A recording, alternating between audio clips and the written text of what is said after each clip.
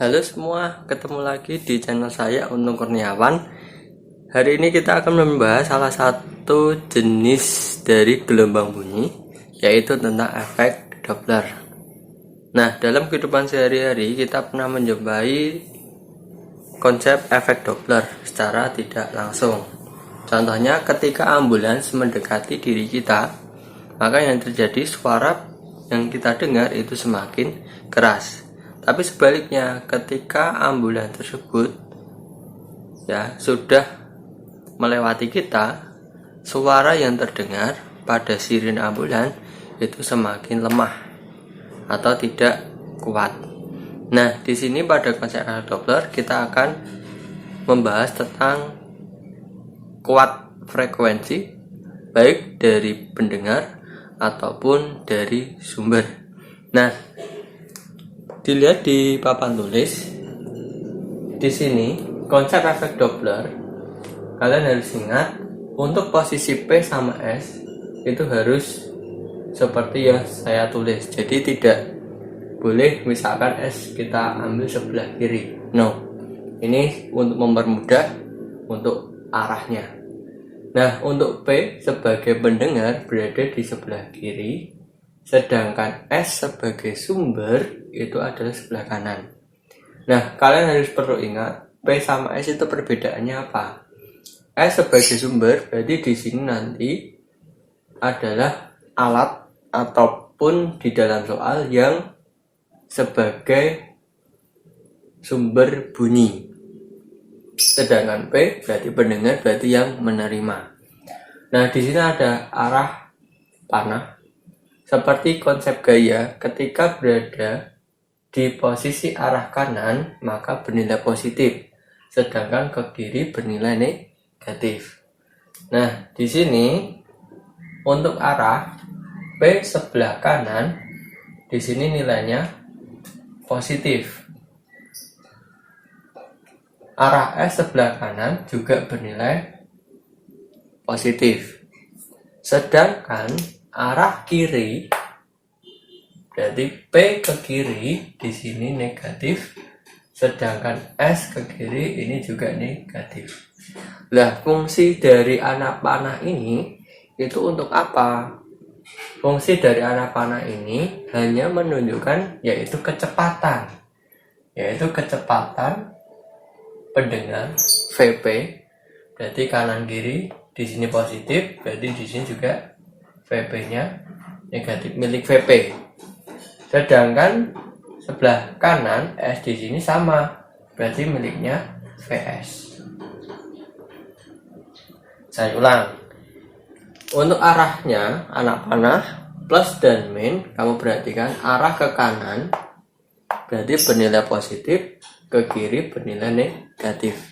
Fungsi dari anak panah ini menunjukkan dari kecepatan dari dua belah pihak, P sebagai pendengar, S sebagai sumber. Nah, itu nanti bagaimana untuk menentukannya P ke kanan atau ke kiri. Nah, di sini ada konsep.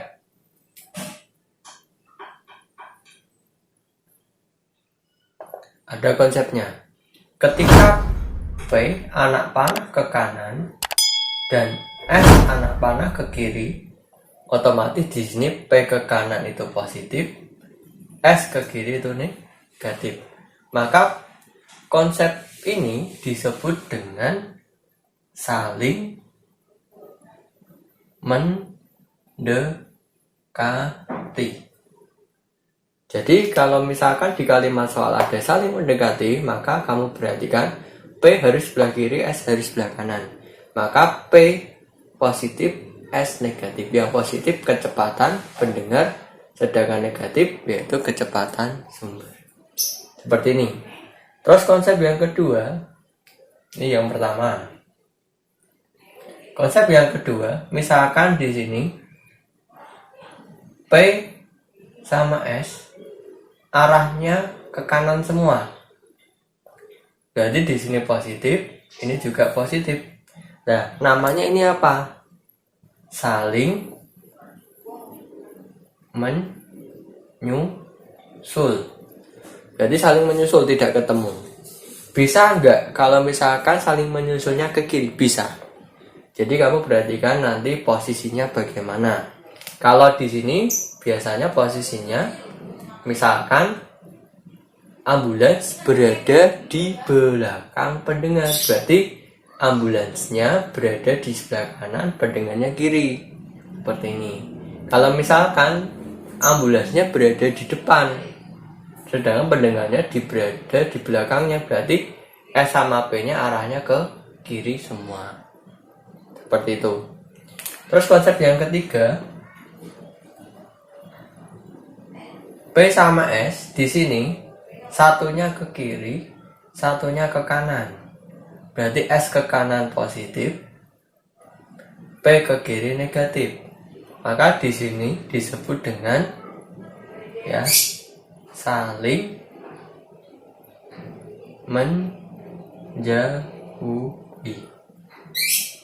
Ya, kalau misalkan sumber sama pendengar saling menjauhi, di kalimat soalnya ada kata kunci ini, berarti otomatis S ke kanan positif, P ke kiri negatif. Seperti ini konsep yang biasanya dimasukkan dalam soal. Nah, persamaannya bagaimana? Persamaannya di sini nanti frekuensi pendengar itu sama dengan V plus minus VP per V plus minus VS kalikan FS. Nah, plus minus di sini itu nanti kita dapatkan dari konsep efek Doppler. Berarti bisa seperti ini, saling mendekati, saling menyusul atau saling menjauhi. Nah, V di sini yaitu tetapan kecepatan udara. Jadi kecepatan udara ini kalau misalkan tidak diketahui nilainya 340 meter per sekon. Ya. F berarti frekuensi pendengar, Fs berarti sebagai sumber. Harus kalian ingat. Berarti P itu adalah pendengar, sedangkan S itu adalah sebagai sumber. Seperti ini. Ya.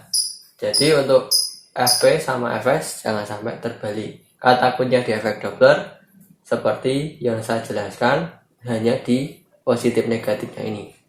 Jadi bisa jadi saling mendekati, P-nya positif, S-nya negatif. Bisa jadi saling menjauhi, berarti P-nya negatif, S-nya positif.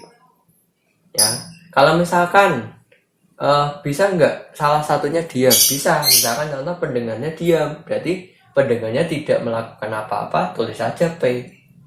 Terus sumbernya mendekati, otomatis di sini sumbernya mendekati pendengar, nilainya negatif. Sehingga nilai P-nya ketika diam, berarti nilai kecepatannya 0. Harus diingat ya. Jadi kalau misalkan ada pendengar yang posisinya diam saja, maka kecepatan VP-nya itu bernilai 0. Seperti itu. Oke, ini konsep dari efek Doppler. Lebih jelasnya nanti ada contoh soalnya. Ya, silakan bisa disimak dan bisa dicatat untuk pemahamannya. Oke.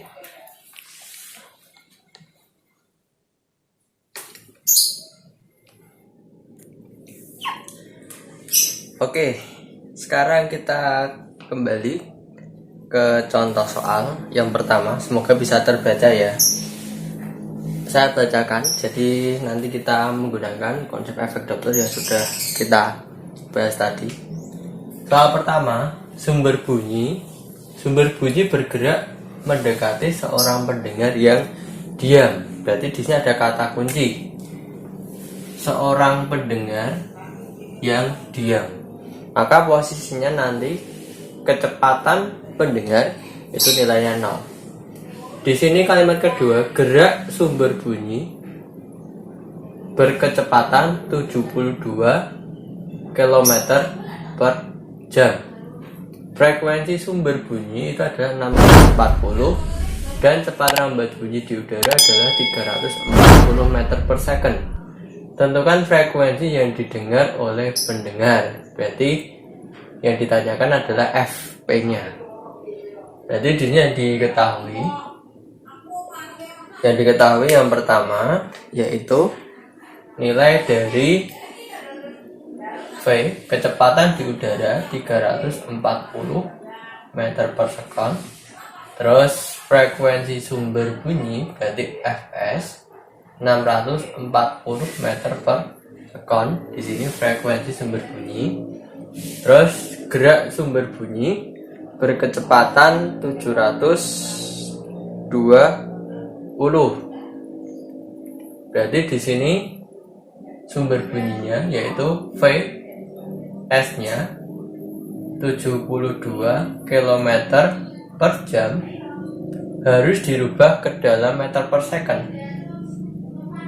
Berarti 72 dari angkanya langsung dikalikan aja 10/36.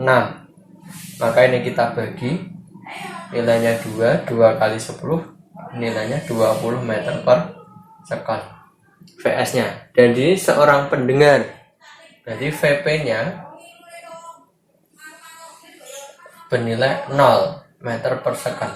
Kenapa kok 0? Karena posisinya diam. Nah, kita gambarkan, berarti P sebelah kiri, S sebelah kanan. P-nya diam, berarti posisinya tetap, tidak ada arah. Sedangkan kata kunci di sini. Sumber bunyi bergerak mendekati. Berarti kalau mendekati S-nya ke kiri. Kalau S ke kiri berarti nilainya tadi negatif. Ya. Maka persamaannya menjadi seperti ini.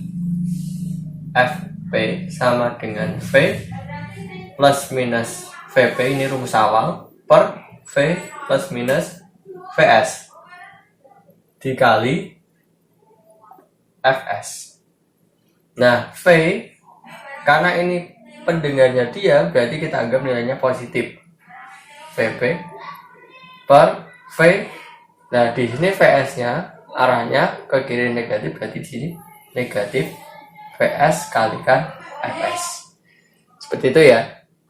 Berarti tinggal dimasukkan V-nya tadi 340 ditambah VP-nya tadi diam posisinya 0 per 340 dikurangi VS-nya setelah dirubah menjadi 20 dikalikan Fs-nya 640. Seperti ini. Berarti tinggal 340 tambah 0 berarti ketemunya 340. 340 kurangi 20 berarti 320 dikali 640. Seperti ini ya. Berarti ini dengan 640 sama 320 kita bagi. Berarti dapatnya ini 1, ini 2. Karena 32 kali 2 ketemunya 64. Tinggal 34 kali 2, berarti di sini ketemunya 680 Hz. Seperti ini ya. Untuk konsep efek Doppler. Nah, kata kuncinya di sini. Sumber bunyi bergerak mendekati. Sumber bunyi berarti sumbernya S. Mendekati seorang pendengar berarti ke kiri. Pendengarnya diam berarti tetap nggak ada arah kanan kiri. Nah, rumusnya awalnya seperti ini. Jadi plus minusnya itu tadi dilihat dari kalimat di soal. Arahnya kemana? Saling mendekati, menjauhi, atau saling menyusul. Nah, ketika dia maka otomatis VP-nya bernilai 0. Dan hasilnya 680 Hz di frekuensi pendengar. Seperti itu. Oke, kita lanjutkan ke soal selanjutnya. Silahkan bisa disimak.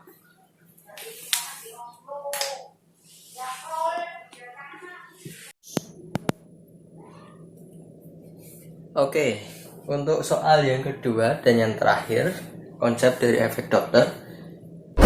Saya bacakan soalnya. Sumber bunyi memancarkan bunyi dengan frekuensi 500 Hz, saling mendekati pendengar.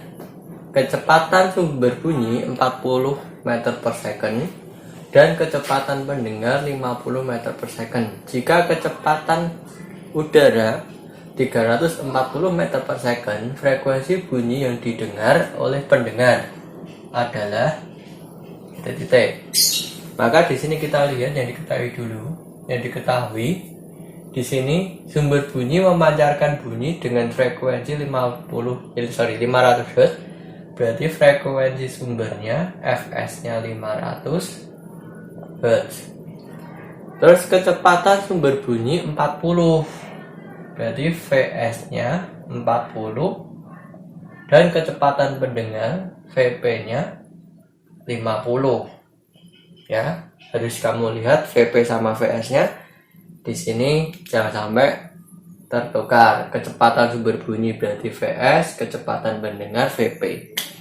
Jika kecepatan di udara berarti V-nya 340 meter per second. Nah, ingat-ingat untuk kecepatan satuan SI internasionalnya adalah meter per second. Jadi ketika kecepatannya kilometer per jam harus kalian rubah ke dalam meter per second. Tidak boleh tidak. Yang ditanyakan frekuensi bunyi didengar oleh pendengar, maka otomatis yang ditanyakan Fp-nya. Nah, ada kata kunci di sini di kalimat pertama. Sumber bunyi memancarkan bunyi dengan frekuensi 500 Hz, saling mendekati pendengar. Di sini ada kata kunci saling mendekati pendengar. Ya, berarti di sini posisinya seperti tadi, P sebelah kiri, S sebelah kanan. Kalau saling mendekati bagaimana? Berarti P-nya ke kanan, S-nya ke kiri. P ke kanan positif, S ke kiri negatif. Jadi nanti yang kita gunakan simbol ini. Persamaannya Fp sama dengan V plus minus Vp per V plus minus Vs kali Fs. V berarti Vp-nya tadi positif sesuai dengan gambar ini ya. Karena posisinya saling mendekati, otomatis P-nya ke kanan, S-nya ke kiri. Vp per V min Vs kali Fs. Berarti V-nya 340 ditambah Vp-nya 50 per 340, Vs-nya min 40 kali Fs-nya 500. Berarti 340 tambah 50 390 per 340 kurang 40 berarti 300 dikali 500. Seperti ini ya. Berarti ini kita coret. Berarti tinggal kamu kalikan 390 kali 5 ya dibagi 3. Jadi 390 kali 5 dibagi 3 ya. Berarti di sini 3 dengan 390 kita bisa bagi 3. Ini 1. Di sini berarti 130 ya. 13 kali 3 berarti ketemunya 39. Jadi 130 kali 5, 13 kali 5 berarti ketemunya nilainya adalah 13 kali 5 5. 1 kali 5 tambah 1 berarti 6. Berarti tambahin 0, ketemunya 650 Hz. Ini ya, untuk contoh yang kedua. Berarti ada kata kunci saling mendekati. Berarti saya mendekati ini, satu ke kanan, satu ke kiri, otomatis seperti konsep yang awal. Kalau saling menjauhi bagaimana? Berarti sama konsep yang sudah kita tulis tadi. Berarti satu ke kanan, satu ke kiri. Berarti saling menjauhi. Lihat di bagian awal, kembali di materi konsep efek Doppler. Ya, ini contoh dari efek Doppler terakhir. Kurang lebihnya mohon maaf dan semoga bermanfaat. Jangan lupa untuk di-share ilmunya supaya untuk teman-teman kalian yang belum paham bisa lebih mudah untuk memahami konsep dokter yang saya sharing. Ya, sampai jumpa lagi di video selanjutnya. Selamat pagi dan sampai jumpa lagi di next pertemuan. Bye bye.